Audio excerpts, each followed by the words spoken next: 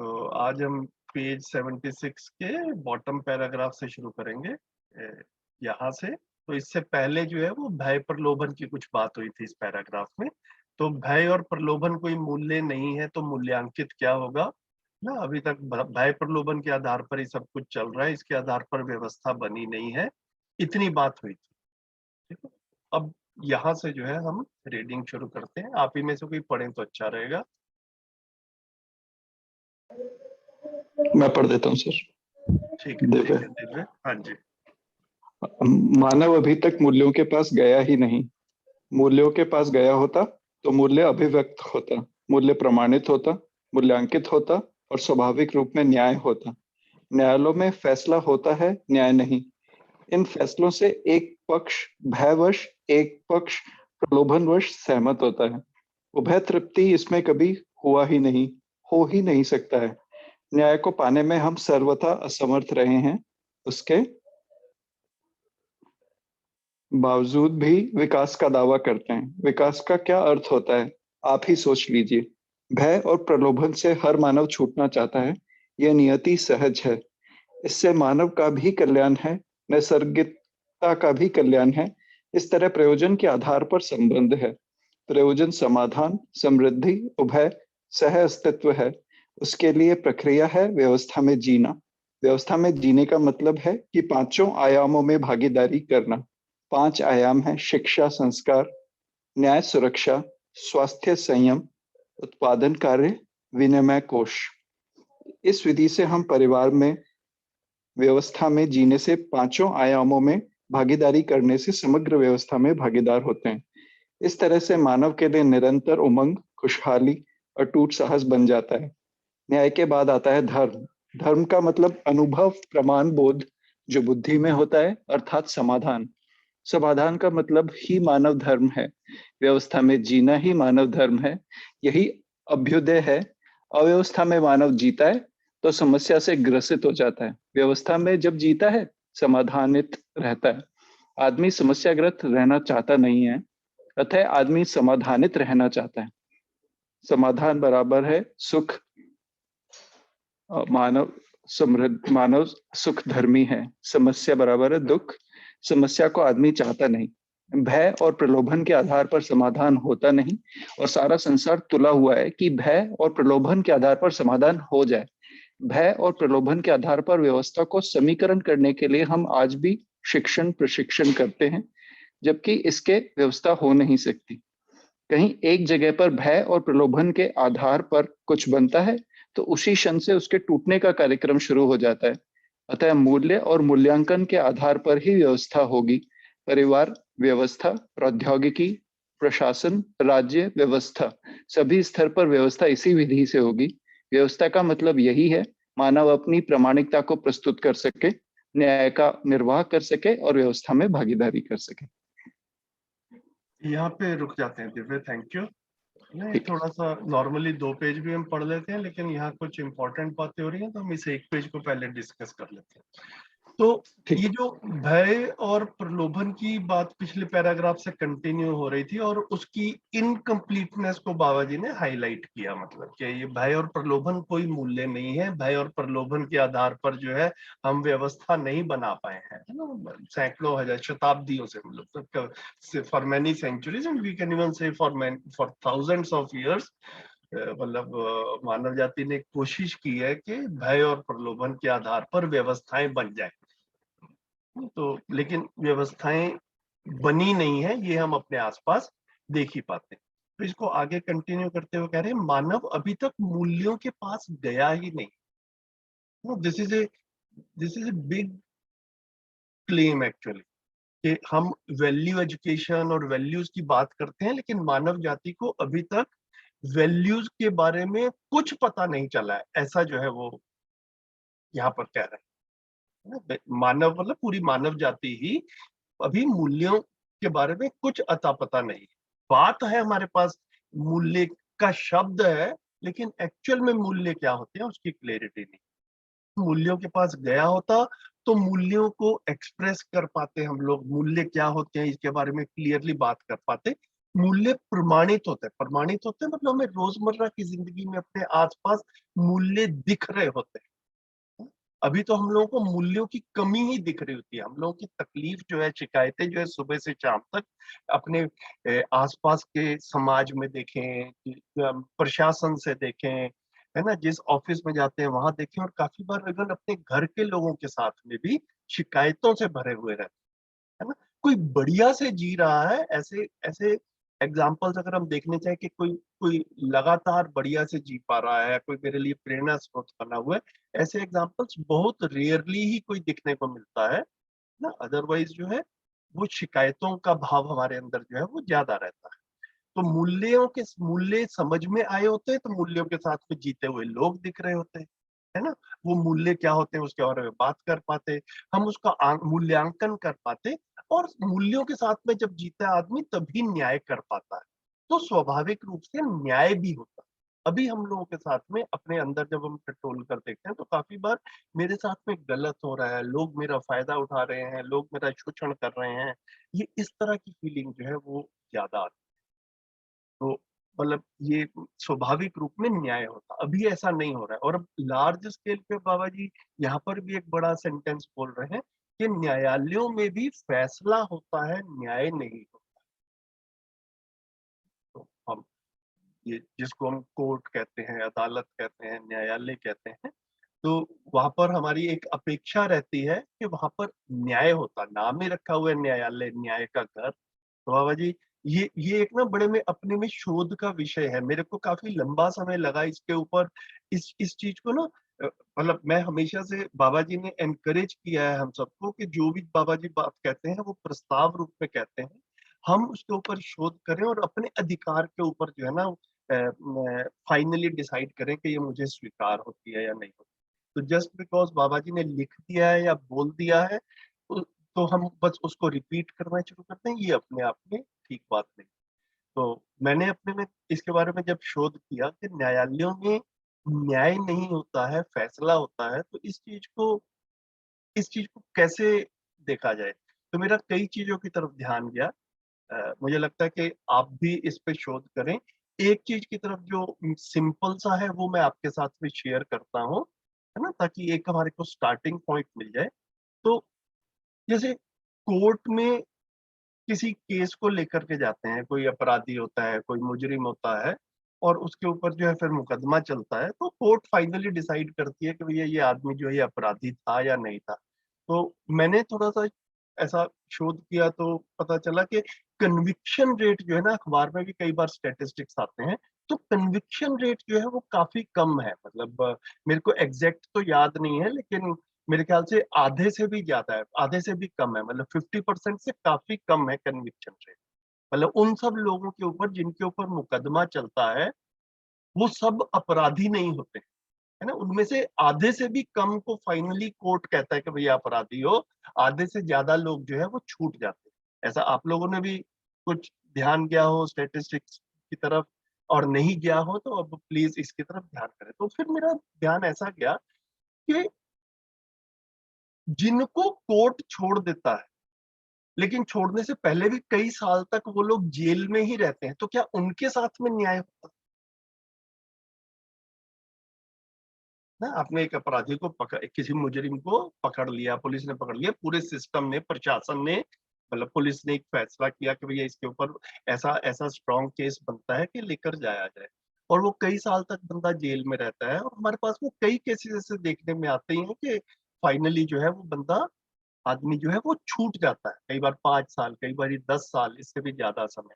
तो कोर्ट ने फैसला दिया कि तुम अपराधी नहीं हो, तो तो अभी अब उस आदमी के साथ में ये न्याय हुआ, या वो 10 साल तक बिना किसी कारण से जेल में था, तो हम तो तो क्या ऐसा कहना नहीं बनता कि इसके साथ में भी घोर अन्याय हुआ। तो हमारा पूरा का पूरा प्रशासन जो है, मतलब कहीं ना कहीं पर वो कौन मुजरिम है, कोई कौन नहीं है, इसके ऊपर फैसला करने में भी लगा हुआ है, और वो भी मतलब इसे कहते हैं कि जहां से शुरू होता है वहां से कन्विक्शन रेट काफी कम है। एक मेरा इस तरफ जो है वो ध्यान गया। फिर उसके बाद में दूसरी चीज ऐसी भी काफी बार देखने को मिलती है कि लोअर कोर्ट किसी को अपराधी घोषित करता है या कोई फैसला सुनाता है, हाई कोर्ट जो है वो उससे उसको रिवर्स कर, और फिर सुप्रीम कोर्ट भी कई बार उसको रिवर्स कर देता है।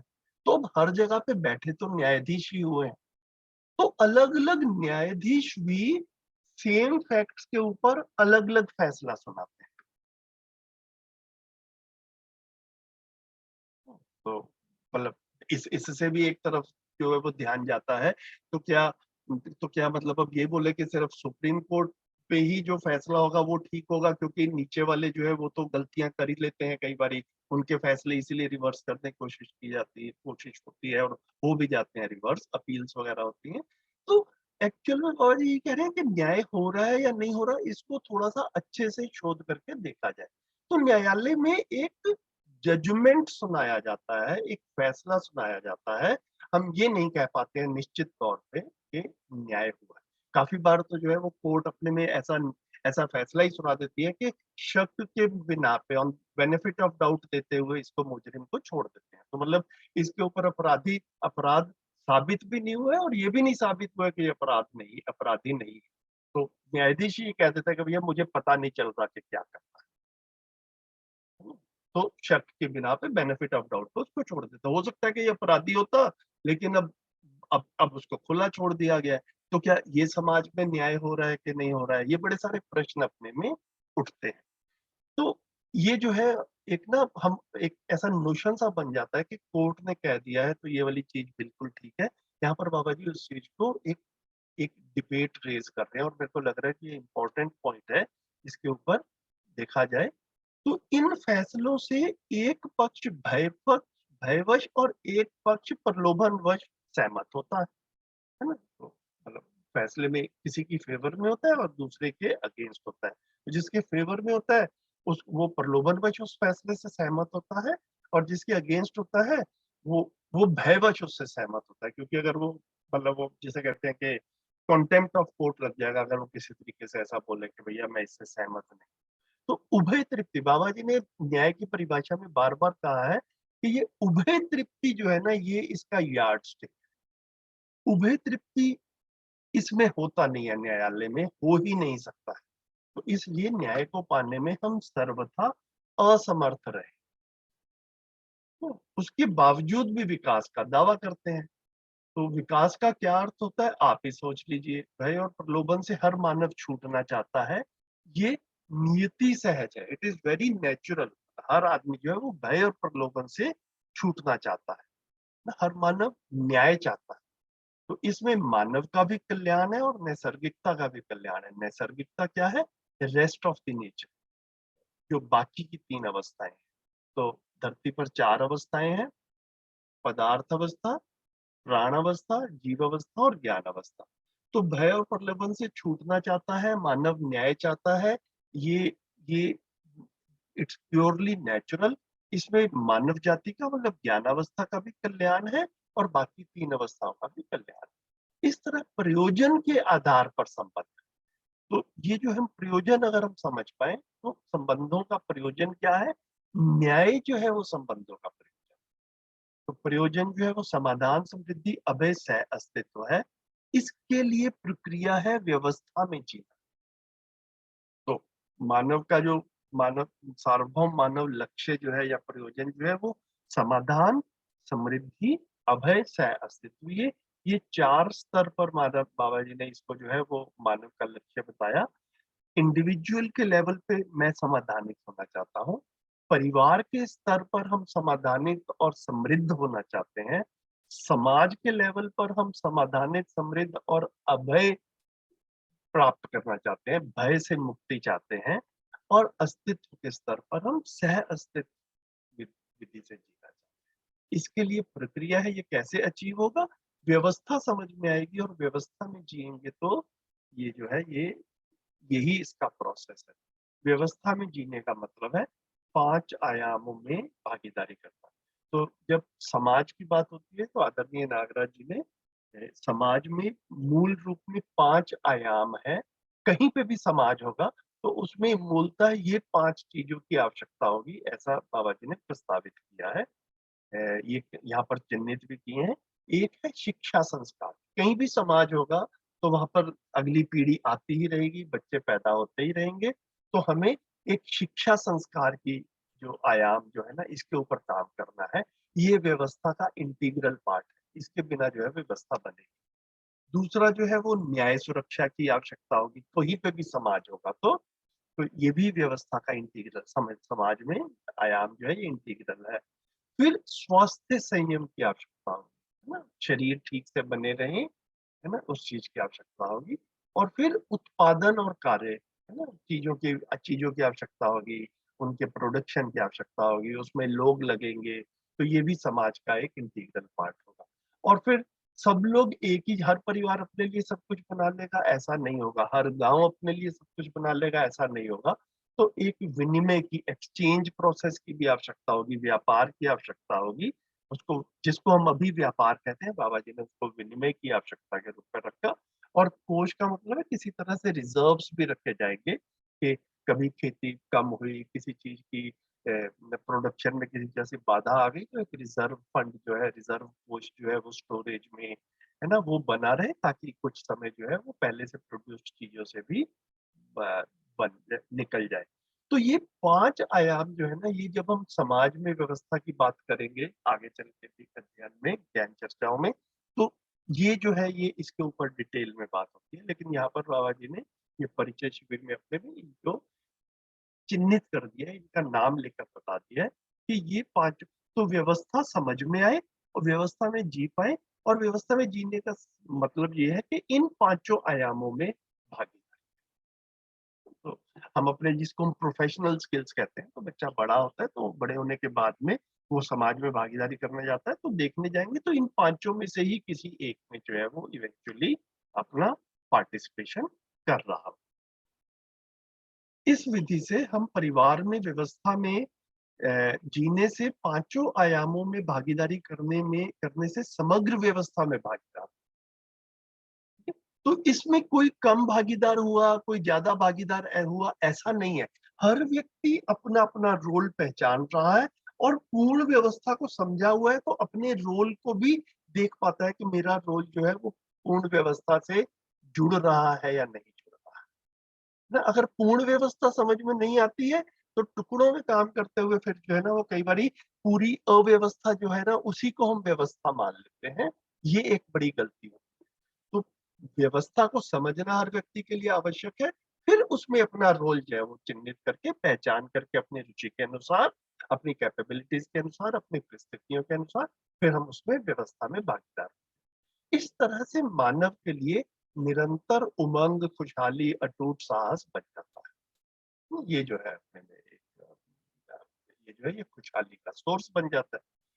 इतना जो है ये न्याय तक की थोड़ी बात की बाबा जी ने। अब कह रहे हैं न्याय धर्म सत्य की जो बात हो रही थी, तो न्याय के बाद आता है धर्म। अब धर्म की बात शुरू कर रहे हैं यहाँ पर। धर्म का मतलब अनुभव, प्रमाण, बोध जो बुद्धि में होता है, अर्थात समाधान, है ना। तो धर्म का एक एक शब्द जो है वो व्यवस्था भी बाबा जी ने बार बार दिया है कि धर्म से हम क्या समझे।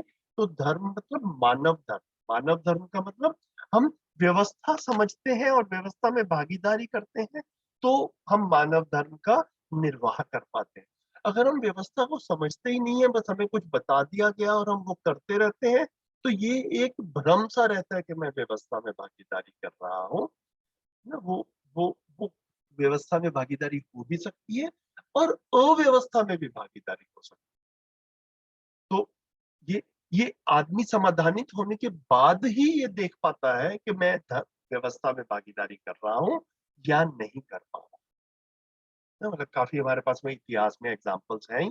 मतलब कई लोग जो है, जैसे सेकेंड वर्ल्ड वॉर हुआ तो जर्मनी में हिटलर की तानाशाही चली, और वहां पर काफी काफी ज्यूज वगैरह को लाखों करोड़ों की संख्या में मारा गया। तो वहां के डॉक्टर लोग, इंजीनियर लोग, सैनिक लोग, सब लोग मिलकर जो है जो कर रहे थे, वो काफी अमानवीय लग रहा है। लेकिन अगर हम अपने में थोड़ा सा सोचें तो वो लोग क्या कर रहे थे, तो काफी बार क्या लगता है कि वो लोग क्या कर रहे थे, उनके मन में कोई कोई वहां का डॉक्टर था, डॉक्टर को बताया भैया ऐसी ऐसी गैस बनानी है कि भैया जो है ये, है ना, मतलब ऐसे लोगों को मारना है। इंजीनियर्स को बताया गया भैया तुम्हें बड़े बड़े जो है वो कमरे बनाने हैं, स्टेडियम बनाने हैं, वहां पर सैकड़ों हजारों लोग को डाल देंगे और गैस छोड़ेंगे और उनको मारा जाएगा। तो ये सब लोग ये वाले काम में लग गए। ठीक है, तो वो इंजीनियर क्या कर रहा है, वो डॉक्टर क्या कर रहा है, मतलब उसके हिसाब से मेरे को लगता है, मैं जब शोध करता हूँ, अपना विचार जाता है, तो लगता है कि वो आदमी ये सोचता था मैं कहीं पे नौकरी कर रहा हूँ, मुझे जो काम दिया जा रहा है मैं तो वो काम कर रहा हूँ। वो काम मानवीय है या नहीं है, ये अपने में क्लेरिटी होने की आवश्यकता है। वो क्लेरिटी नहीं होती है तो इतिहास में बार बार बड़ी गलतियां हुई हैं, और पता नहीं हम भी कितनी गलतियां कर रहे हैं। इन चीजों की तरफ जो है वो ध्यान जाना जरूरी है। तो ये व्यवस्था जो है, ये मानव समाधानित होता है, मानव को बोध होता है, तो ही उसको वो कह रहे हैं धर्म का यही मतलब है, व्यवस्था का यही मतलब है। समाधान का मतलब ही मानव धर्म है, व्यवस्था में जीना ही मानव धर्म है, यही अभ्युदय है ना। अभ्युदय है मतलब सर्वतोमुखी समाधान। एक मानव समाधानित होता है, हर आयाम में समाधानित होता है, और फिर सभी मानव समाधानित हो, इसको अभ्युदय कहते हैं। अव्यवस्था में मानव जीता है तो समस्या से ग्रसित हो जाता है, व्यवस्था में जब जीता है तो समाधानित रहता है। आदमी समस्याग्रस्त रहना नहीं चाहता, अतः आदमी समाधानित रहना चाहता है। समाधान बराबर सुख, ये जो है जीवन विद्या का एक एक बड़ा फंडामेंटल सूत्र है। अभी तक हम लोगों ने गलतियों से माना सुविधा बराबर सुख, तो बाबा जी सुविधा बराबर सुख से शिफ्ट करके हमको बार बार क्या कह रहे हैं, समाधान बराबर सुख। मैं समाधानित होता हूँ तभी सुखी हो पाता। जब तक समाधानित नहीं होता हूँ तो भ्रम में सुविधाओं से सुखी होने की कोशिश करता हूँ, उससे खुद भी समस्याग्रस्त होता हूँ और बाकियों को भी समस्याग्रस्त करता हूँ। जो मानव जो है वो इंडिविजुअल लेवल पे भी दुखी होता है, पूरी मानव जाति जो है वो समस्याग्रस्त होती है, और फिर चारों अवस्थाओं में असंतुलन जो है वो फैलता है। वो हम अभी देख ही पा रहे हैं अपने में। जैसे विनोद वाला दीदी अभी सेशन आज का शुरू हुआ था, उन्होंने बताया कि यूएसए गई हुई है, तो यूएसए में काफी साफ हवा दिखती है और सब कुछ दिखता है, लेकिन लेकिन कई चीजों की तरफ हमारा ध्यान हमेशा बना रहे, जो हम इन सेशंस में बात भी करते हैं, कि यूएसए जैसे कंट्रीज ही हैं जो ग्लोबल वार्मिंग में भी मैक्सिमम कंट्रीब्यूशन कर रहे हैं। ठीक है, तो हमें बास के लेवल के ऊपर टेम्परेली ऐसा लगता है कि यहाँ की व्यवस्थाएं बड़ी अच्छी है, लेकिन हम गहरे से शोध करें तो जो जितना भी धरती पर आज के समय में असंतुलन है, उसमें जो ये विकसित देश हैं, इन्हीं का मैक्सिमम कंट्रीब्यूशन है। ठीक है, ये भी हमारे ध्यान में बना रहे, और हम बार बार शोध करते रहे क्या ये ऐसा है या नहीं। तो फिर ये देखा जाए कि क्या हम उसको मॉडल के रूप में अपनाना चाहते हैं, जो कि एक्चुअल में धरती पे असंतुलन का मूल कारण बन रहा है, और वही रोल मॉडल है तो बाकी सब देश भी, जो विकासशील देश हैं या अविकसित देश हैं, वहां के लोग भी और वहां की सरकारें भी अमेरिका और ये विकसित सो कॉल्ड विकसित देश हैं, इन जैसे सिस्टम्स अपने यहाँ पर लाना चाहते हैं।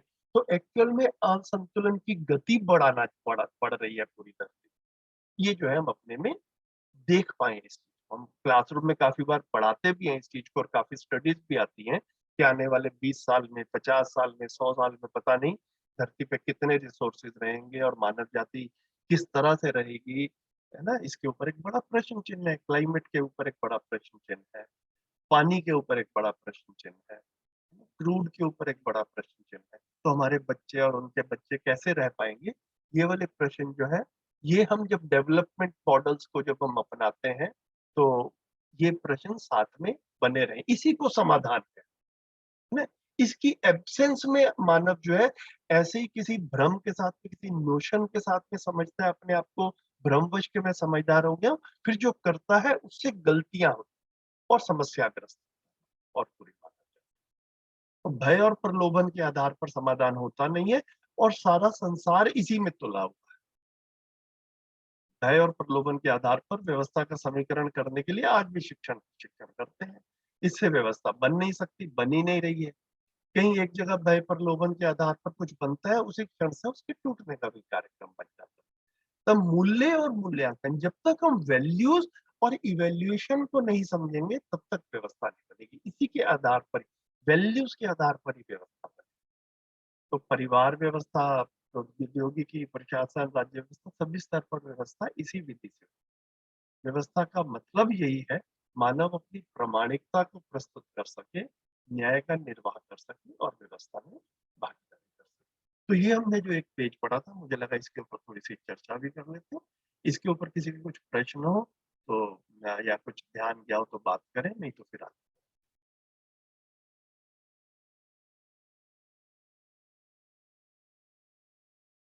बताइए।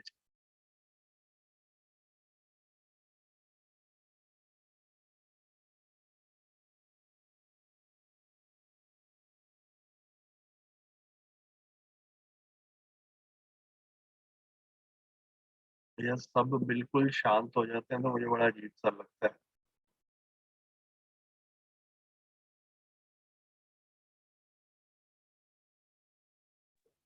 नहीं भैया, बहुत अच्छा से आपने अभी एक्सप्लेन किया है और जो समझाए हैं वो क्लियरिटी के साथ दिखा है। ऐसा नहीं है, जो जो बात आप देखे हैं और बताए हैं और शब्द के साथ जो वहाँ तक ले गए हैं अब तक की यात्रा को, तो बहुत अच्छा से दिखाई दिया वो सब चीजें। अब थोड़ा सा दिमाग में यही रहता है कि कितना टाइम लगेगा सबको ये समझने में, तब तक ये धरती बच भी पाएगी कि नहीं बच पाएगी, ये थोड़ा सा मेरे दिमाग में आता रहता है कभी कभी।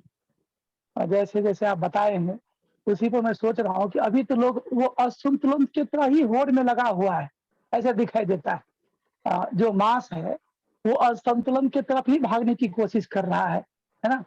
तो इधर तो कोशिश ही नहीं हो रहा है। अच्छा, जो कर भी रहा है उस पर लोगों को ध्यान ही नहीं जा रहा है, जबकि इस पर अगर चाहे तो अगर वर्ल्ड लीडर का ध्यान आए, क्योंकि लीडरशिप से लोग ज्यादा प्रभावित होता है ना। एजुकेशन बहुत अच्छी चीज है, रूट लेवल की चीज है, एजुकेशन से तो प्रभावित होता ही होता है। लेकिन कोई ऐसा व्यक्ति जो वर्ल्ड लीडर जो अभी दिख रहा है, तो कम से कम इस दिशा को थोड़ा सा मोड़ करके, ये असंतुलन की जो गति जा रही है उसको मोड़ करके एक बार जो है ना संतुलित गति में है, संतुलन जो नियम और नियंत्रण और संतुलन जो पढ़ते हैं उधर आ जाए थोड़ा सा भी, तो अच्छा रहेगा। बाकी तो आप बहुत अच्छा से एक्सप्लेन करते हैं भैया जी। ठीक है भैया, हम सब लोग समझ ही रहे हैं। तो कई बार अपने में जैसे आपके प्रेशर के पता नहीं कितना समय लगा, तो भैया मैं जब अपने में देखता हूँ तो अपने को देख पाता हूँ कि भैया मेरा पहला शिविर 2014 में हुआ था, अभी 2022 चल रहा है, 8 साल होने वाले हैं। तो जी, और आप सब लोग भी अपने अपने में मेहनत कर रहे हैं, सभी की अपनी अपनी स्पीड है, लेकिन कम से कम सबका रुचि बना हुआ है, सबको ये बात ठीक लग रही है, इसीलिए आप लोग संडे को सुबह आकर इन सेशंस में जुड़ते हैं। और और बाकी सेशंस में भी अपना, जैसे आप भी बताए, उमा भाई के यूट्यूब पे भी देखते रहते हैं और अपना अध्ययन चलता रहता है, अपने में शोध चलता रहता है ना। तो बात ठीक लगती है, इसीलिए हम इसमें लगे हैं साथ में। तो जितना भी समय लगेगा लगेगा भैया, कोई ऐसी दिक्कत वाली बात नहीं है।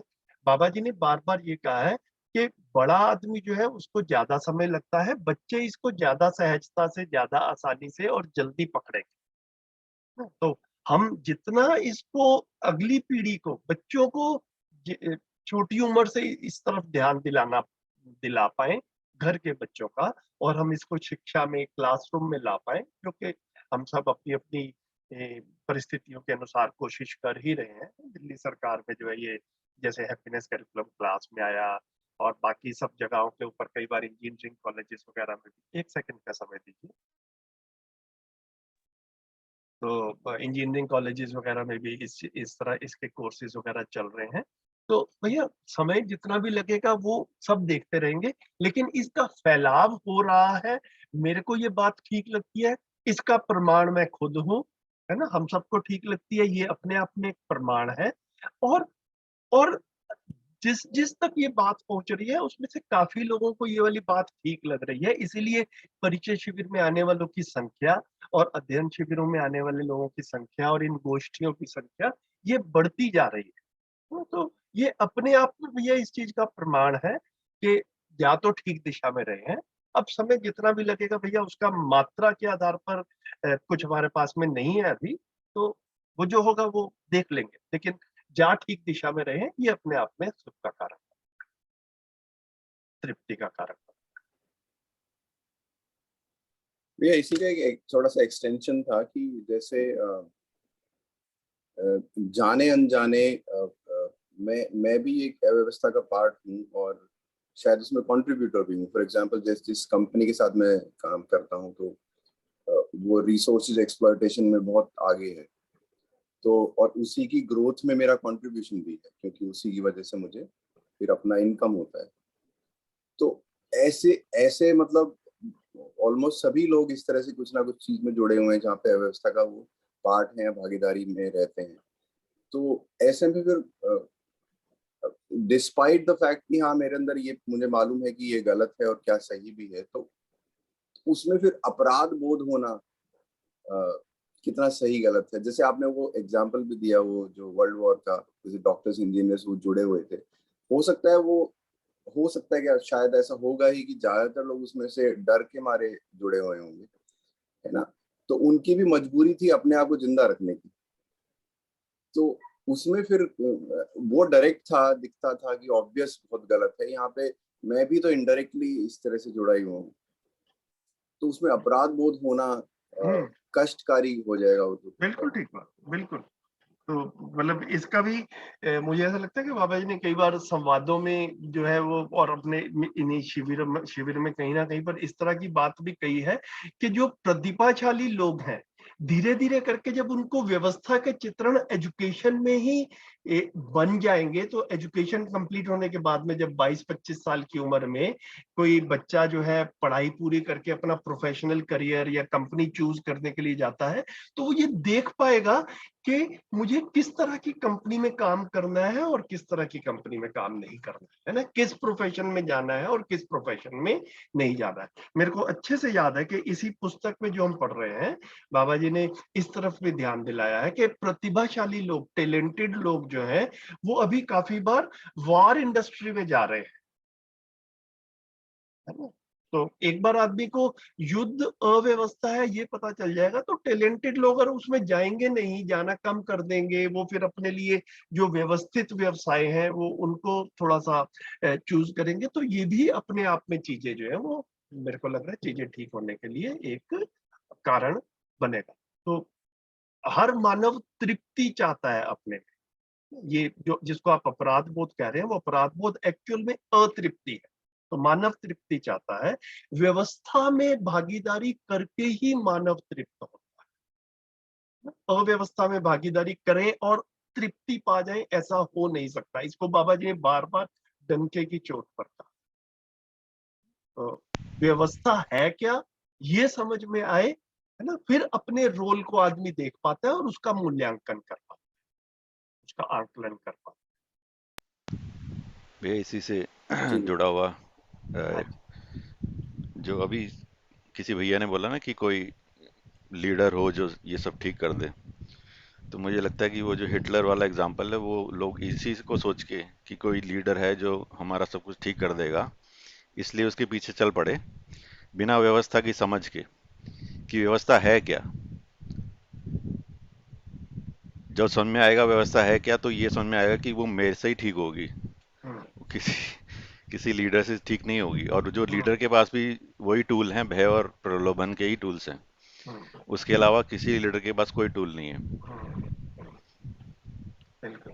तो ये तो शिविर जब बिल्कुल, तक हाँ। मेरे को व्यवस्था समझ में नहीं आती, तब तक मैं ये सोचता रहता हूँ कि कोई और आएगा। अगर आस्था विधि से भी सोचता हूँ कि कोई अवतार आएगा तब ये सब कुछ ठीक होगा।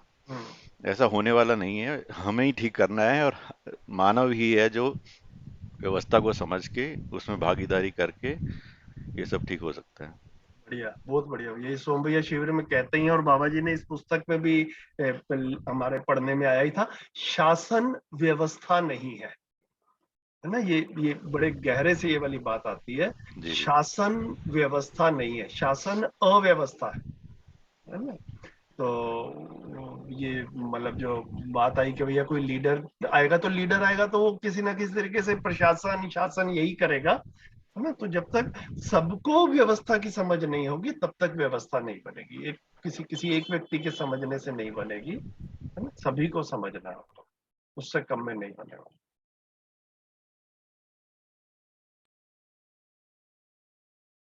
ठीक है, बढ़िया। आगे बढ़ें क्या? जी जी। आगे कौन पढ़ेंगे?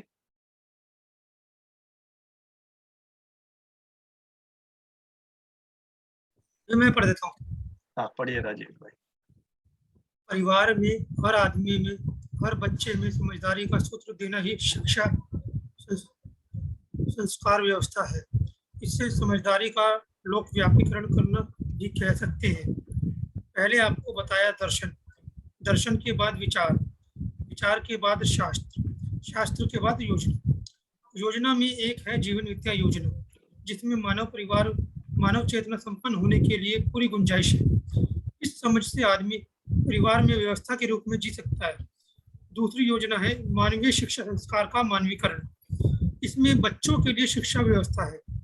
ऐसी शिक्षा को हम एक स्कूल में बिजनौर उत्तर प्रदेश प्रयोग किए।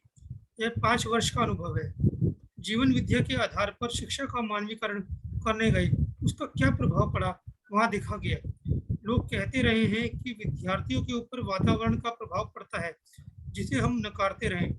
यदि वातावरण का प्रभाव पड़ता तो हम अनुसंधान कैसे कर पाते। इस स्कूल से यह प्रमाण मिलने लगा है कि बच्चों का प्रभाव परिवार पर एवं उनके परिवार वालों का प्रभाव वातावरण पर पड़ने लगा है। बच्चे जीवन के रूप में अपने को पहचानने लगे और व्यवस्था में जीना अति आवश्यक है, इसे स्वीकारने लगे। इसके फलस्वरूप बहुत से बच्चे टीवी, व्यर्थ वार्तालाप आदि में रुचि दिखाए जाने वाले चीजों का मूल्यांकन करने लगे और यह सब निस्सार है ऐसा समझने लगे। साथ ही गांव में एक परिवार में दूसरे परिवार के साथ वैर भाव था, मारपीट मुकदमा होता था, वह भी धीरे धीरे शमन होने लगा। अब उन गांवों में मेरी जानकारी के अनुसार झगड़ा झंझट कम हो गया है। इसी को हम कहते हैं बच्चों का आचरण रूपी वातावरण का प्रभाव पड़ा और इसी के अनुरूप हम कहते हैं कि इस शिक्षा में दमखम है। शिक्षा के मानवीकरण में हम विज्ञान के साथ चैतन्य पक्ष का अध्ययन कराएंगे। चैतन्य पक्ष का अध्ययन का मतलब है जीवन जागृति का अध्ययन कराएंगे। रासायनिक भौतिक रचना विरचना का अध्ययन कराएंगे।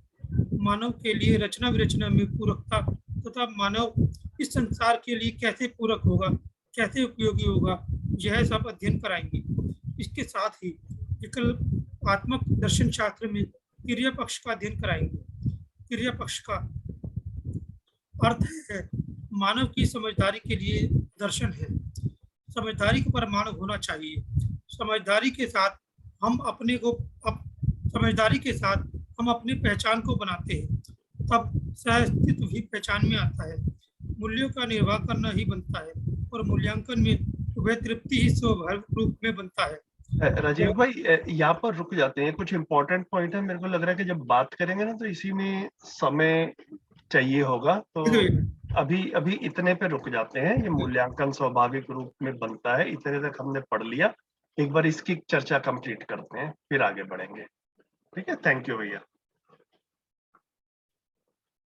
तो ये यहाँ पर क्या कह रहे हैं कि परिवार में हर आदमी में, हर बच्चे में समझदारी का सूत्र देना, मतलब समाधानित बनाना ही शिक्षा संस्कार व्यवस्था है। तो ये जो बताया था ना कि 5 आयाम है समाज के, तो ये समाज के 5 आयाम में से पहला जो है वो शिक्षा संस्कार जो है आयाम बताया। तो हर आदमी को, हर बच्चे को जो है, और परिवार में हर आदमी को शिक्षा संस्कार जो है ना, ये शिक्षा समझदार बनाना, ये शिक्षा संस्कार व्यवस्था है।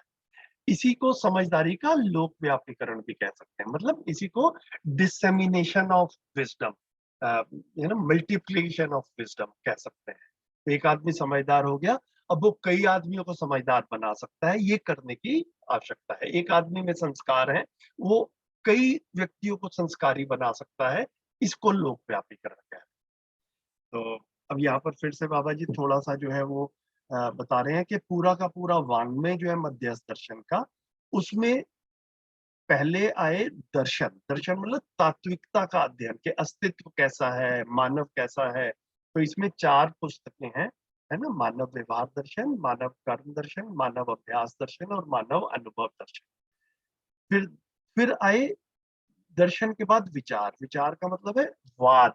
तो वाद में भी 3 पुस्तकें हैं, आध्यात्मवाद, जनवाद और भौतिकवाद, समाधानात्मक भौतिकवाद। तो तार्किक रूप से इन सबको कैसे समझे, ये था तात्विक रूप में कैसे समझे, इसको कह रहे हैं तार्किक रूप में, लॉजिकली कैसे समझे। यहाँ पर रियलिटी कैसी है उसका वर्णन है। अब इसमें रियलिटी को लॉजिकली समझने की बात हो रही है। तो ये सारी की सारी पुस्तकें जो है ये काफी इंटरेस्टिंग है। जैसे जैसे आप लोग इसमें गहरे से उतरेंगे और पढ़ पाएंगे, जितना आपको अभी मजा आ रहा है उससे उससे कहीं ज्यादा तृप्ति जो है वो आगे ये जो बाबा जी ने लिखा है सब, दर्शन की पुस्तकें हैं और वाद की पुस्तकें, और फिर उसके बाद में विचार के बाद में शास्त्र। तो शास्त्र जो है वो व्यवहारिकता का जो है वर्णन है। मतलब ये तार्किक रूप से बात कर रहे थे, और यहाँ पर प्रैक्टिकली जीने में जो है वो कैसे जो है ये सारी की सारी सच्चाइयां जो हैं, ये अस्तित्व सहज रूप में कैसे जीना होगा मानव का, ये 3 शास्त्र की पुस्तकें लिखी हैं, समाज शास्त्र, अर्थशास्त्र और मनोविज्ञान। और फिर शास्त्र के बाद में है योजना। तो 3 योजनाएं जो है वो है, ये पेज नंबर 16-17 पे भी इस पुस्तक में आया था। उन योजनाओं में से एक है जीवन विद्या योजना, जिसमें मानव परिवार मानव चेतना संपन्न होने के लिए पूरी गुंजाइश है। तो जीवन विद्या योजना जो है इससे हर मानव परिवार में चेतना संपन्न होने के लिए पूरा का पूरा स्कोप है ना, पॉसिबिलिटी एग्जिस्ट करती है। एक बार हम जीवन विद्या योजना, तो ये जितने हमारे शिविर वगैरह रहते हैं इसको बाबा जी ने जीवन विद्या योजना के नाम से रखा। इसका मेन पर्पस क्या है कि हर मानव तक इतनी सूचना पहुंच जाए और वो इस पे शोध करना शुरू कर दे कि मैं केवल शरीर नहीं, मानव शरीर और जीवन का संयुक्त रूप है, जीवन शरीर को चलाता है, तो काम जीवन पर करना है। ये जो है जीवन विद्या योजना है, ये यहाँ तक आदमी जो है ये पहुंच पाए। ये हम सबको अपने में भी इस चीज का आंकलन करना है कि हमने जितना भी समय लगा लिया शिविर करते हुए और उसके बाद में सेशन अटेंड करते हुए, पठन करते हुए, ये कितनी क्लियरिटी हम में बनी है और कितनी क्लियरली मैं इसको कम्युनिकेट कर पाता हूँ। जितनी मेरी अपनी अपने अंदर क्लियरिटी बनती है, उतनी ही फिर मैं उसको उतनी आसानी से, उतनी सहजता से फिर मैं कम्युनिकेट भी कर पाता हूँ। तो जितना मैं अपने अंदर इस चीज को वेरीफाई कर पाता हूँ, एक्सपीरियंस कर पाता हूँ, फील कर पाता हूँ कि मैं केवल शरीर नहीं हूँ, मैं शरीर और जीवन का संयुक्त रूप हूँ, शरीर को जीवन चलाता है। ये ये ये अपने में स्थिर हो, है ना? और फिर रोजमर्रा की जिंदगी में इसको जो है मैं रोजमर्रा की घटनाओं में इसको देख पाऊं, ये जो है ना इसकी आवश्यकता जो है ये बनती है अपने में। परिवार के सब लोगों को ये क्लैरिटी बने, इस चीज की आवश्यकता बनती है। इसको जीवन विद्या योजना कहते हैं ना। इस समझ से आदमी परिवार में व्यवस्था के रूप में जी सकता है। ये पहला स्टेप है ना। मानव की समझ जो है वो परिवार में ही प्रमाणित होती है सबसे पहले। परिवार जो है वो व्यवस्था की मूल इकाई है। तो मैं समझदार हो गया हूँ, इसको पड़ोसी बताएंगे, वो शायद बाद में बताएंगे, मेरे परिवार के लोग जो है वो पहले बताएंगे कि भैया ये, हाँ ये आदमी समझदार हो गया, हम इसको सुबह से शाम 24/7 देखते हैं और इसका जीना जो है वो सही है। तो परिवार, अभी हम लोगों की काफी दिक्कत क्या रहती है कि परिवार में प्रमाणित नहीं, परिवार में एक दूसरे के साथ में शिकायतें चलती है। तो परिवार में प्रमाणित आदमी सबसे पहले होगा, ऐसा जो है ये बाबा जी ने बार बार कहा। फिर दूसरी योजना है मानवीय शिक्षा संस्कार का मानवीयकरण, है ना। तो ये जो है इसको इस कंटेंट को शिक्षा में लेकर चले जाए, क्लासरूम में लेकर चले जाए। इसको पहला जो था वो जीवन विद्या शिविर हो रहे हैं, ये अब दूसरा जो है ये एक्चुअल में फॉर्मल एजुकेशन ये वाला चला जाए। इसको दूसरी योजना बता दें, शिक्षा का मानवीयकरण। इसमें बच्चों के लिए शिक्षा व्यवस्था है। तो ये अगली कुछ लाइन में बाबा जी ने प्रयोग किया, उसके बारे में बता रहे हैं कि इसको हम एक स्कूल में प्रयोग किए हैं उत्तर प्रदेश में बिजनौर जिला में। वहां पर हमारे रण सिंह आर्या जी जो है वो भी आजकल हैं ही, उसी एरिया में काम कर रहे हैं। तो वहां पर 5 वर्ष का अनुभव किया है। जीवन विद्या के आधार पर शिक्षा का मानवीकरण करने गए, उसका क्या प्रभाव पड़ा वहां देखा गया। लोग कहते हैं कि विद्यार्थियों के ऊपर वातावरण का प्रभाव पड़ता है जिसको हम नकारते रहे। तो यहाँ पर बाबा जी फिर से एक बात जो है वो थोड़ा रिवर्स में कह रहे हैं कि ट्रेडिशनली कहा जाता है कि वातावरण का प्रभाव बच्चों पर पड़ता है, स्टूडेंट्स पर पड़ता है। हम कह रहे हैं कि विद्यार्थियों का प्रभाव भी वातावरण पर पड़ता है। ये जो है यहाँ पर डिफरेंस कह रहे हैं। तो वातावरण का प्रभाव पड़ता तो हम अनुसंधान कैसे कर पाते, है ना, फिर तो बच्चों से बात ही नहीं हो पाती, उन पे तो सिर्फ वातावरण का ही प्रभाव पड़ेगा। तो हम उनको सही बात बता पाए, बच्चे सही हो जाए, तो फिर वो वातावरण को भी बदल सकते हैं, वातावरण को सही कर सकते हैं। ये बात इस स्कूल से यह प्रमाण मिलने लगा है कि बच्चों का प्रभाव परिवार पर एवं उनके परिवार वालों का प्रभाव वातावरण पर पड़ने लगा है। बच्चे जीवन के रूप में अपने को पहचानने लगे, है ना, मैं से केवल शरीर नहीं हूँ, शरीर और जीवन का संयुक्त रूप हूँ, मूलतः मैं जीवन हूँ, शरीर को चलाता हूँ। इस रूप में जब अपने को पहचानने लगे, व्यवस्था में जीना अति आवश्यक है, इसे स्वीकारने लगे। इसके फलस्वरूप बहुत से बच्चे टीवी और व्यर्थ वार्तालाप आदि में अरुचि दिखाए जाने वाले चीजों का मूल्यांकन करने लगे। यह सब निस्सार है, मतलब इसका कोई सारांश नहीं निकलता है ना, कोई कंक्लूजन नहीं निकलता है, ये व्यर्थ बात है, ऐसा उनका ऐसा समझने लगे। साथ ही गांव में एक परिवार में दूसरे परिवार के साथ में वैर भाव, मारपीट मुकदमा होता था, वह धीरे धीरे कम होने लगा। अब उन गांव में मेरी जानकारी से अनुसार झगड़ा झंझट कम हो गया है। इसी को हम कहते हैं बच्चों का आचरण रूपी वातावरण का प्रभाव पड़ा, और इसी के अनुसार हम कहते हैं कि हम शिक्षा की इस शिक्षा में दमखम।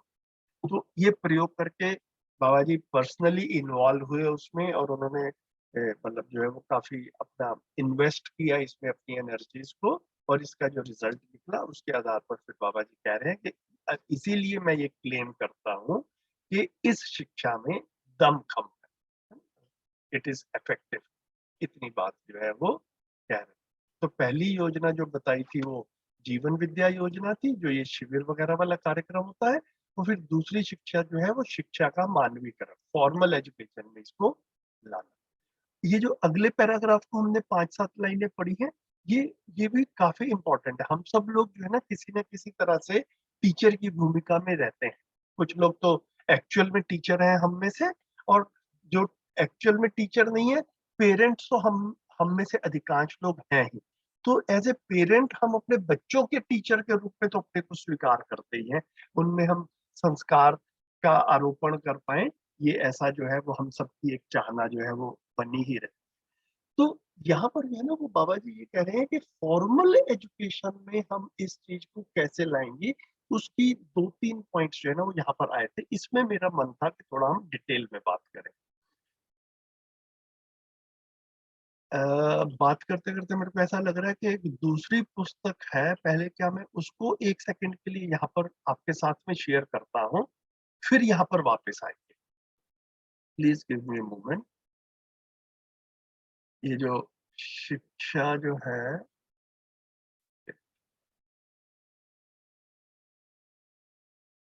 ये विकल्प और अध्ययन बिंदु जो है ना, इसको मैं खोल रहा हूँ आपके सामने। थोड़ा सा मेरे को समय दीजिए, ये मैं शेयर करता हूँ आपके साथ।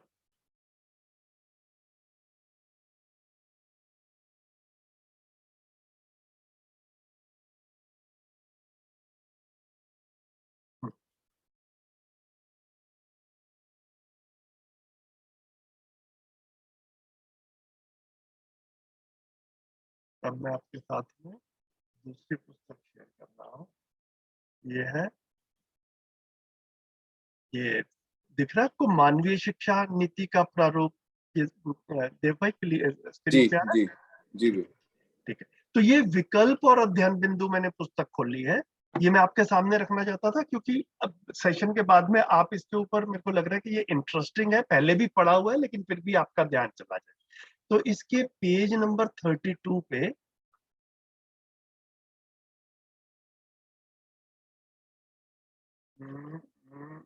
हाँ, पेज नंबर 32 से 34 पे आकर के जो है ना, यहाँ पर 34 पे कह रहे हैं कि इसमें कंटेंट क्या होगा। जब कह रहे हैं कि फॉर्मल शिक्षा में इसको इंटीग्रेट करना है, तो फॉर्मल शिक्षा में इंटीग्रेट करने के लिए बाबा जी ने यहाँ पर ना 8, मेरे ख्याल से 8 पॉइंट हैं। ये 8 पॉइंट, 8 या 9 पॉइंट है, इसको हाईलाइट किए हैं।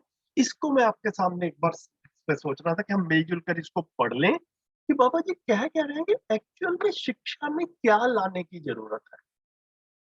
तो सबसे पहले जो है यहाँ पर ये लिख रहे हैं कि शिक्षा के सभी विषयों के सभी स्तरों में उद्देश्यों की पूर्ति हेतु बोधगम्य सर्वसुलभ कराने धार्मिक, आर्थिक, राजनीतिक, नीति में दृढ़ता निष्ठा स्थापित करने तथा वर्तमान में पढ़ाए जाने वाले प्रत्येक विषय को समग्रता से संबद्ध करने के लिए हमको क्या करना होगा?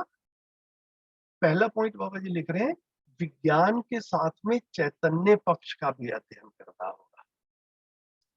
ठीक है? Now this is important for all of us as parents as well as teachers, कि अभी जो हमारी पूरी की पूरी फॉर्मल एजुकेशन है, हम सब उस फॉर्मल एजुकेशन से पढ़े ही हैं, हम सब कॉलेज और ग्रेजुएशन, पोस्ट ग्रेजुएशन, डॉक्टरेट, अपनी अपनी परिस्थिति अनुसार, आवश्यकता अनुसार हम सब अलग अलग लेवल तक पढ़े ही हैं, और अब हमारे बच्चे भी पढ़ रहे हैं।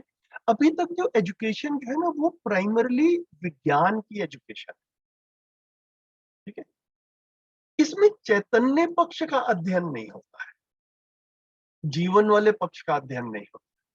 मैंने जितना इसके ऊपर, जब से मेरा इस तरफ ध्यान गया, हम बड़ी क्लियरली देख पाते हैं कि हम सब शिक्षा से गुजरे ही हैं, तो हम सब मानव हैं, और मानव का शरीर, ह्यूमन बीइंग का शरीर, हमारा शरीर हमारा ब्रेन चलाता है।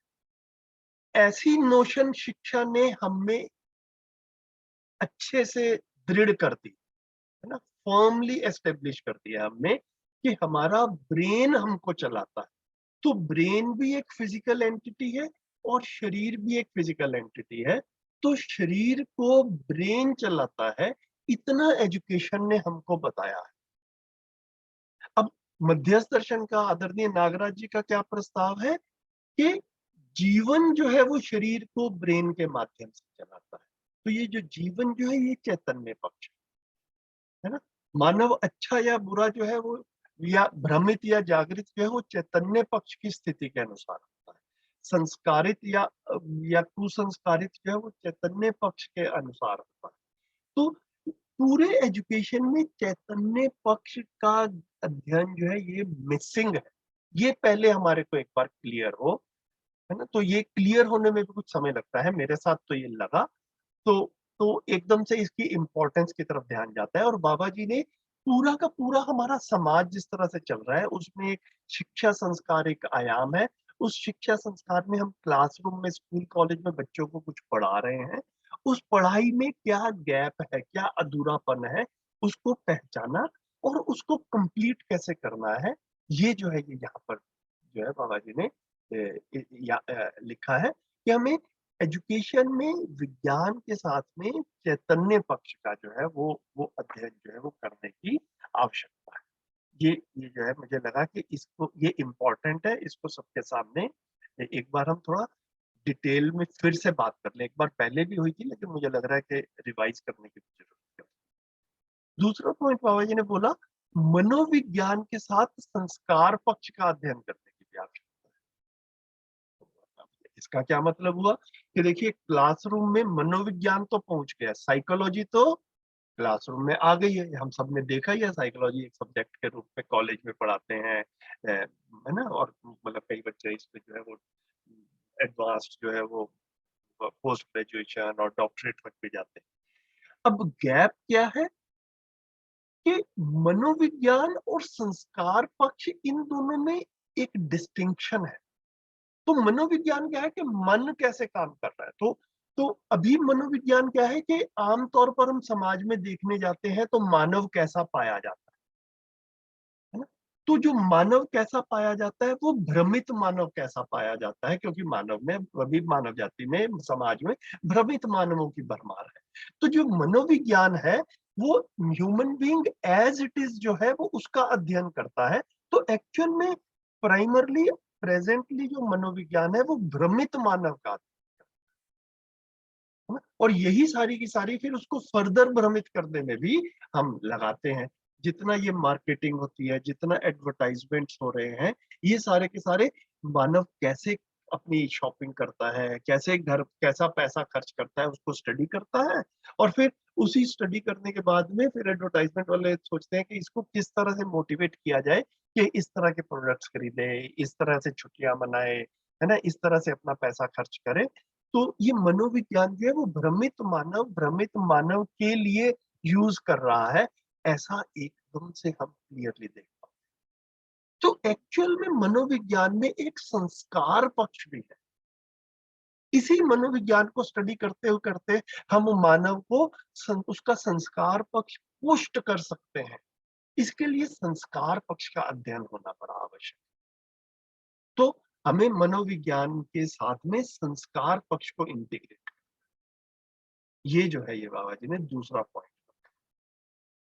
तो ये मेरे को लगता है कि हम सबकी ये आवश्यकता है। हम सब ये नॉर्मली जीवन विद्या शिविर कर ही रहे हैं, ये सेशंस भी अटेंड करते हैं।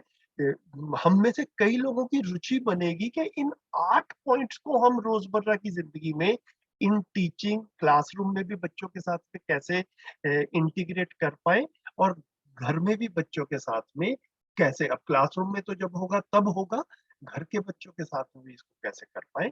मेरा जब इस पे ध्यान गया तो मैं मतलब एज ए पेरेंट बड़ी क्लियरली देख पाता हूँ कि हमने इमीडिएटली इस नीड को पहचाना, अपनी योग्यता विकसित की, ताकि घर के बच्चों के साथ में हम अन्याय ना करें, है ना, उनको इनकम्प्लीट एजुकेशन ना। तो ये 8 के 8 पॉइंट्स जो है ये काफी इंपॉर्टेंट है। तो ये इस जगह के ऊपर ये 8 पॉइंट लिखे हुए हैं। जो हम जीवन विद्या एक परिचय पढ़ रहे हैं वहां पर 8 पॉइंट्स नहीं आते हैं, 2-3 पॉइंट्स आते हैं। हम उन 2-3 पॉइंट्स को तो कर ही लेंगे, लेकिन मुझे लगा कि इन 8 पॉइंट्स का भी रेफरेंस आपके सामने रहे। तो इसी के साथ आगे बढ़ते हैं। तो जैसे दर्शन शास्त्र के साथ में क्रिया पक्ष, तो फिलॉसफी जो है ये एक सिर्फ एकेडमिक एक्सरसाइज ना बन के रह जाए। फिलॉसफी जो है वो जिंदगी के साथ में कैसे जुड़ती है, जब जीने जाते हैं तो उसको क्रिया पक्ष कह रहे हैं। अभी फिलॉसफी जो है वो काफी एक एकेडमिक एक्सरसाइज के रूप में ही दिखती है, तो वो एक्चुअल जिंदगी के साथ में जुड़ पाए, ये एक आवश्यकता है ना। अर्थशास्त्र के साथ में प्राकृतिक और वैकृतिक ऐश्वर्य की सदुपयोगात्मक एवं सुरक्षात्मक नीति पक्ष का अध्ययन करना आवश्यक है। अभी अर्थशास्त्र जो है वो सिर्फ प्रोडक्शन के लिए यूज हो रहा है। तो यहाँ पर क्या कह रहे हैं कि प्रोडक्शन के साथ साथ हमें natural and man made resources का सदुपयोग कर पाए और उनकी सुरक्षा कर पाए, उनको हम प्रिजर्व भी कर पाए, ये भी अर्थशास्त्र में इंटीग्रेट करने की जरूरत है। ये इंटीग्रेट नहीं हुआ है, इसीलिए हम रिसोर्स डिप्लीशन और जो है वो हमारा वातावरण प्रदूषित हो रहा है, इस सब स्टेज पर पहुंच रहे हैं। क्योंकि अर्थशास्त्र जो है ये सदुपयोग और सुरक्षा से डिस्कनेक्ट, तो ये इसको भी एक कनेक्शन एस्टेब्लिश करने की जरूरत है ना। राज्य नीति शास्त्र के साथ मानवीयता के संरक्षणात्मक और संवर्धनात्मक नीति पक्ष को भी इंटीग्रेट करना।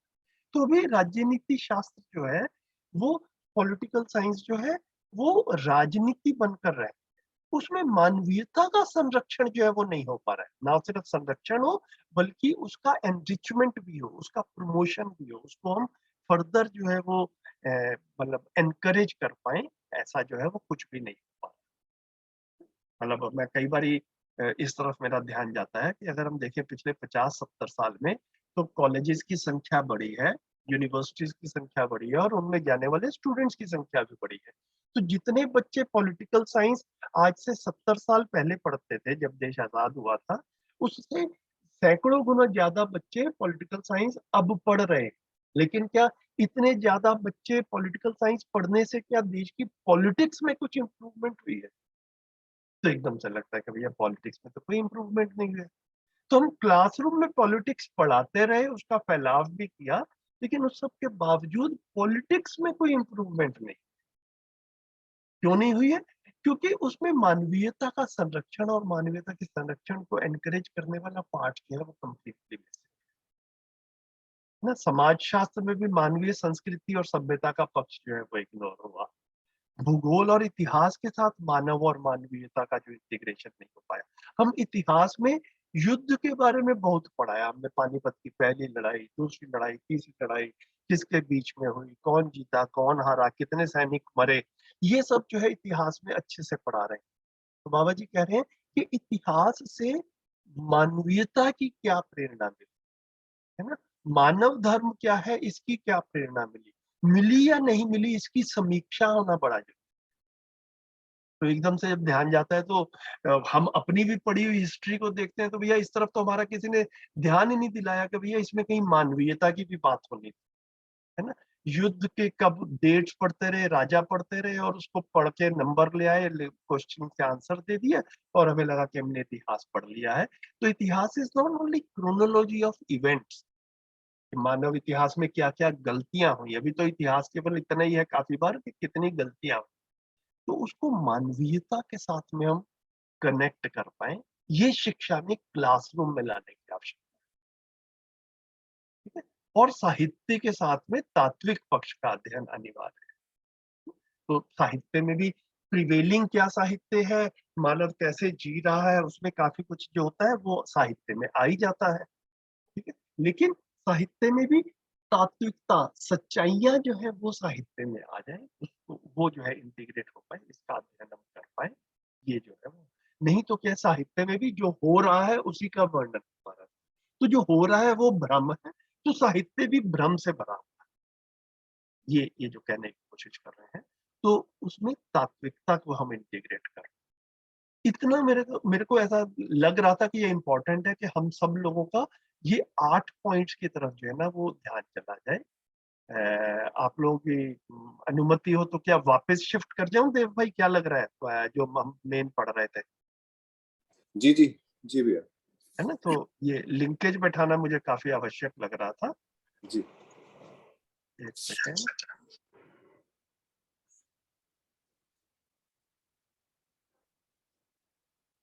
तो अब जो है हम वापस आते हैं, तो अब हम देख पाएंगे कि ये चीज हमारे मेन कंटेंट से कहाँ पर लिंक हो रही है।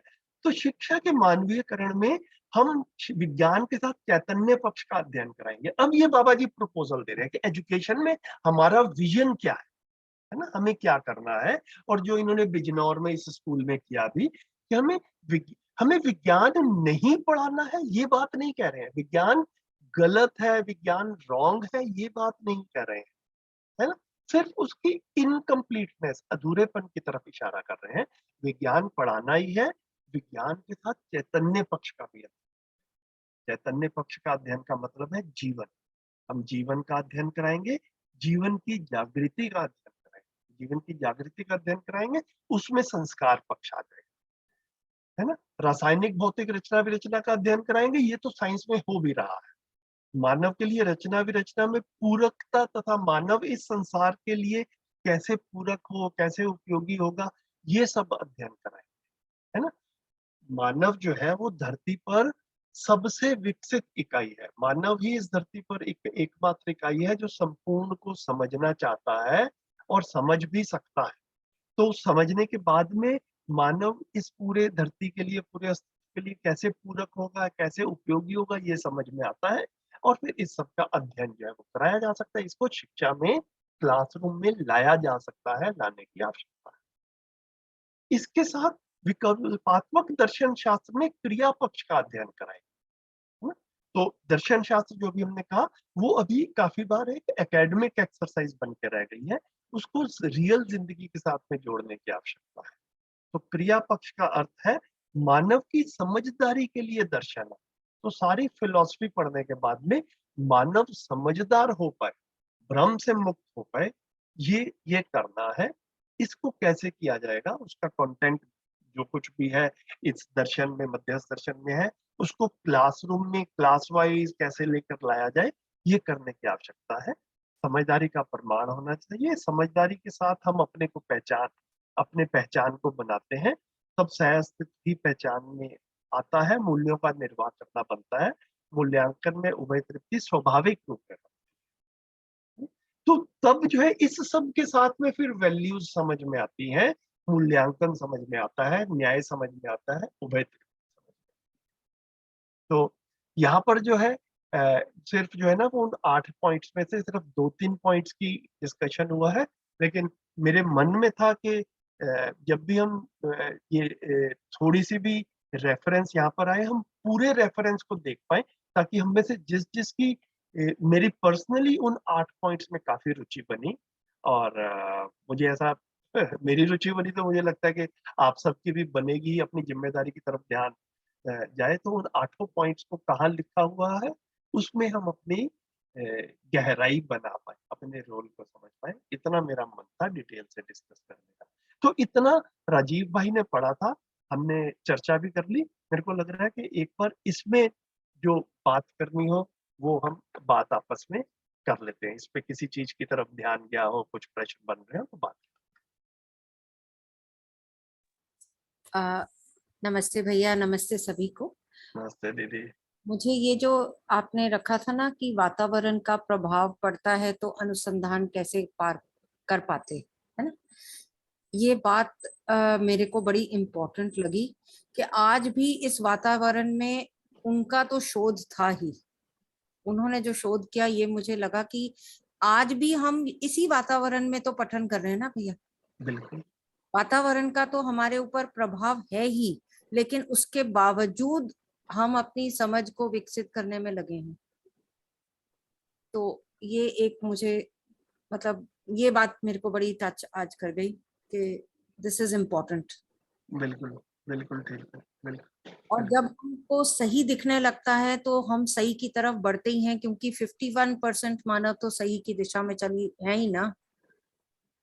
हर मानव 51% तो सही है। अब दिशा नहीं मिल रही, इसलिए वो सब जो आज हरकतें हम देख रहे हैं वो हो रही हैं, और वो प्राचीन काल से हो रही हैं। समझ विकसित नहीं हुई। आज हमारी समझ अच्छी हो जाएगी और हमारे कदम जो आज चल पड़े हैं, मतलब जो बाबा जी ने कहा कि जब जागृति की तरफ पहला कदम बढ़ा तो सारे ताप शाप और दाब का मतलब शमन हुआ, हो जाएगा। तो ये पूरा मतलब ये इसको मैं ऐसे जोड़ पा रही हूँ भैया। बढ़िया बढ़िया जी, बढ़िया, बहुत बढ़िया।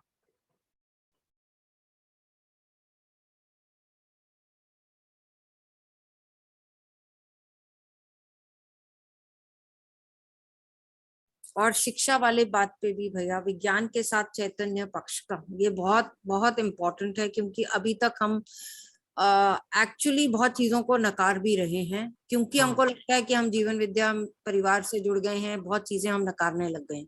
वो सही नहीं है। आज की जो नीड है वो नीड है, उसको भी हम एज इट इज देखें और समझें। माने यथास्थिति जो है वो आज की भी वैसी है और ये भी है, मतलब इनको हैंड इन हैंड जाना पड़ेगा। ऐसा मैं बिल्कुल।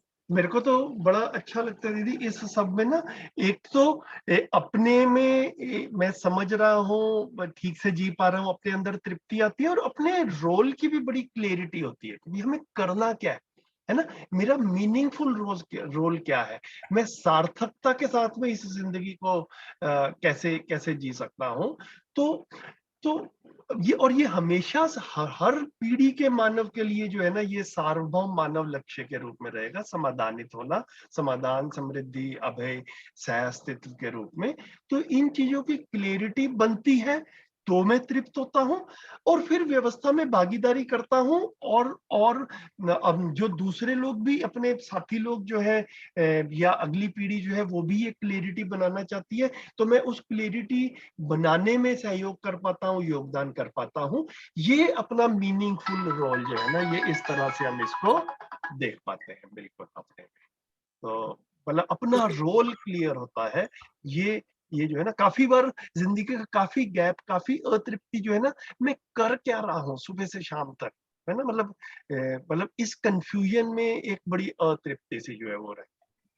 तो एक बार ये क्लियर हो जाता है कि भैया मैं कर क्या रहा हूँ, जो कर रहा था उसमें अधूरापन दिखता है, तो वो उसमें पूर्णता पा जाऊं, तो फिर तो उसके बाद में तृप्ति है। भैया अभी 2-4 लोगों से बातचीत हुई है कुछ दिनों में, और सबका यही मत है कि हम कर क्या रहे हैं। मतलब आई वॉज वेरी सरप्राइज, ये पहले ये लोग ये सब बात नहीं करते थे। उनका ध्यान जाने लगा कि अब हम कर क्या रहे हैं, हम तो सिर्फ ऐसे टाइम पास कर रहे हैं। मतलब still have children who have to be educated and everything, तो लाइफ अभी रुकी नहीं है, वो कहीं ओल्ड एज में नहीं आए हैं, लेकिन उसके बावजूद उनके अंदर ये अतृप्त भावना पैदा हो रही है। तो ये मुझे काफी मतलब सार्थक लगने लगा है कि नाउ ये बदलाव आएगा। मतलब इसको मैं इस तरीके से देख पा रही हूँ कि ये अब शिफ्टिंग होगी, बिकॉज जब आपके अंदर एक अतृप्ति की भावना जागृत होती है तो वही आपको कहीं शोध करने के लिए, मतलब कुछ ढूंढने के लिए, कुछ और चीज को पाने के लिए फिर मुड़ती है। मतलब that curve comes there, that change, जो आप रास्ता बदलना चाहते हैं। बिल्कुल ऐसा देख पा रही हूँ भैया मैं। बढ़िया बढ़िया। और बताएं, और कोई साथी?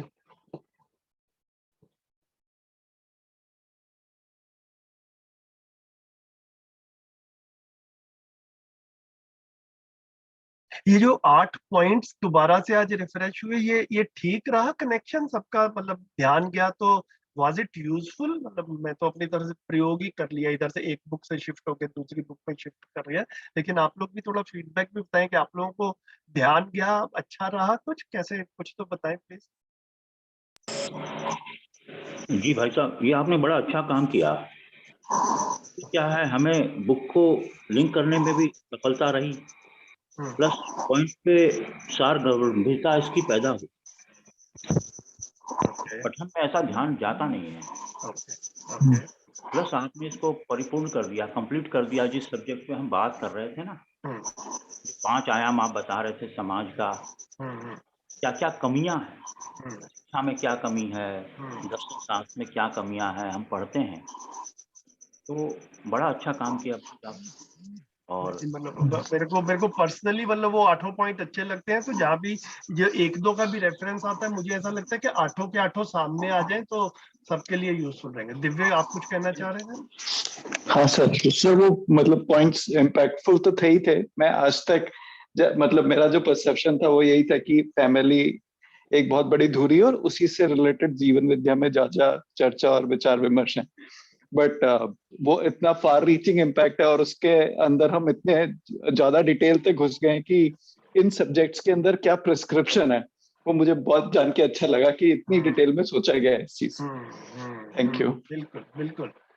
और मतलब मैं तो काफी बार सोचता हूँ, तो ये 8 पॉइंट सिर्फ ऐसा नहीं है कि ये इंडिया की एजुकेशन में कमी है, मतलब पूरे के पूरे वर्ल्ड में कहीं भी चले जाओ, हर जगह पे एजुकेशन में जो है ना, मतलब यू बेट, बिल्कुल ऐसा ही है। हाँ, सब जगह पे ये प्रॉब्लम है। इधर मतलब जो ऐसे टीनेजर्स के हमारे को कई सारे इंस्टेंसेस समझ में आते हैं जहाँ पे टीनेजर्स तो मतलब इतने लीथल हैं, डेंजरस होते जा रहे हैं कि मतलब वो बहुत बड़ा, जैसे सिटी सुपरवाइजर भी आके अगर सिटी को एड्रेस कर रहा है तो कई बार वो केवल यही डिस्कस कर रहे होते हैं कि जो टीनेजर्स का प्रकोप है उसको कैसे कम करना है, स्टोर्स में जाके कुछ भी करना है, बड़े बुड्ढों को हार्म पहुंचा देना।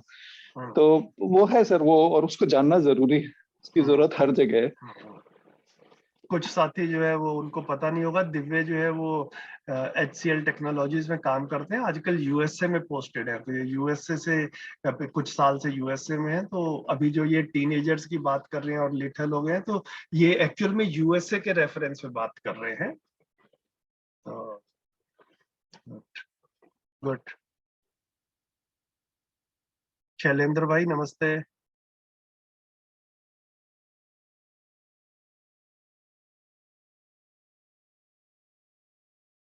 रश्मि दीदी नमस्ते। नमस्ते भैया जी। भाई नमस्ते, सॉरी फोन दूर रखा था। अच्छा, नमस्ते नमस्ते। कैसा रहा, कुछ आज के सेशन का कुछ टेक अवे बताएं आप दोनों। शैलेंद्र भाई आप अनम्यूट हैं, आप ही बोलें। मैं भैया थोड़ा कम ध्यान दे पा रहा हूँ, लेकिन हाँ मतलब मैं बना रहा हूँ एक व्यवस्था में, ये मेरे को लगता है। चलिए और ये जो आप जो स्टार्टिंग में बात चली थी एजुकेशन के बारे में, और ऐसी सी बातें जो अभी भैया ने कहा ना, तो यूएस में क्या नाम है इनका, तो उन्होंने बताया था कि ये काफी अच्छी बात है कि हमारा अभी तक पॉइंट ही वही रह गया सोचने वाला कि अब वहां से निकल ही नहीं पा रहा है अभी तक। ठीक है, बड़े और आप सब लोग भैया को बाद में बात करो, ठीक है? Thank you. चलिए ठीक है। हाँ जी, रश्मि दीदी। जी भैया जी, बिल्कुल बहुत अच्छी लग रही है ये सब बातें सुनकर। मतलब ऐसे लग रहा है कि हम कुछ दिशा में, सही दिशा में कार्य कर रहे हैं, तो जरूर सही तरफ पहुंचेंगे ही। मतलब बहुत ही सही लग रहा है ये सब। आपने जो पॉइंट्स भी शेयर किए, और एजुकेशन में ये चीज की जरूरत है, ये तो बहुत अच्छे से दिख के आ ही रहा है। यंग एज के साथ अभी तक हम सिर्फ प्रॉब्लम डिस्कस करते थे, अभी ऐसे लगता है कि नहीं, हम सॉल्यूशन की तरफ बढ़ रहे हैं। तो ये एक बहुत खूबसूरत बात मुझे हमेशा एक जो समझ में आती है, और वही आज भी दिखाई दी। नहीं तो हम जहाँ भी बैठते हैं ना, सिर्फ प्रॉब्लम्स की ही बात होती है, सॉल्यूशन तो किसी को कुछ दिखता नहीं है। तो ये एक बड़ी कमी दिखाई देती है। बिल्कुल, ये बढ़िया बताया, ये बढ़िया बताया। जी जी जी मतलब भैया, परिवारों में और मित्रों में चर्चाएं जो है वो समस्या की डिस्कशन ज्यादा होती है, समाधान क्या है ये नहीं पता चलता है। तो ये यहाँ पर नहीं पता चलता है। जी जी, तो यहाँ हम समाधान पे बात करते हैं और आपसे मतलब ये सुनकर बहुत अच्छा लगता है कि मन को सुकून भी मिलता है कि हाँ समाधान है, तो हम इस ये दिशा में समाधान है, ये समाधान ही मिलेगा। हम सबको जोड़े हुए है इस कंटेंट के साथ में। जी और जी ये भैया जी, मतलब कृतज्ञता है आदरणीय नागराज जी के प्रति और हमारे सीनियर साथियों के प्रति जिन्होंने हमारा मार्गदर्शन दिया है और ये कंटेंट हमारे तक लेकर आए हैं। बिल्कुल बिल्कुल भैया जी, बहुत बहुत कृतज्ञता है सभी के प्रति। बाबा जी तो है ही हैं बिल्कुल, और सभी बड़ों के प्रति भी बहुत बहुत कृतज्ञता। और दीदी मेरे को बड़ा अच्छा लगा, 2-3 दिन पहले मैं एक युवाओं के सेशन में भी मेरे को बोला गया था आने के लिए, तो शायद आपकी बिटिया भी थी उसमें। जी जी भैया जी, बिटिया जुड़ी हुई है अभी। बहुत अच्छा, बहुत अच्छा, बहुत बिल्कुल अच्छा। बिल्कुल, बिटिया अभी लास्ट सेशन में मानव तीर्थ जाकर आई थी, तब से उसका भी जुड़ना हो गया है। बहुत अच्छा, नेतल है ना नाम उसका? जी नेतल। जी बढ़िया, भैया जी, बहुत बढ़िया, शुभकामनाएं, शुभकामनाएं। जी जी धन्यवाद भैया जी, बहुत बढ़िया। ठीक है, और किसी साथी के पास में कुछ है प्रश्न या शेयरिंग करने के लिए बताएं, नहीं तो फिर आज का सेशन रैप अप करेंगे और अगले संडे को मिलेंगे।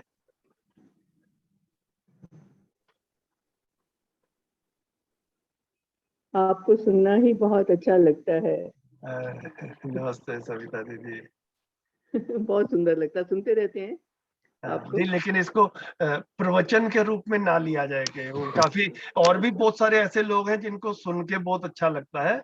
तो ये पर्पस आपको सुना के अच्छा लगे ये मतलब नहीं है, सुनने के बाद आपके अंदर एक शोध करने की एक्टिविटी शुरू हो जाए, क्रिया शुरू हो जाए और आप अपने अधिकार पर समझें। ये जो है ना, यहाँ पर पहुंचना है हम सबको। हाँ जी, हाँ जी।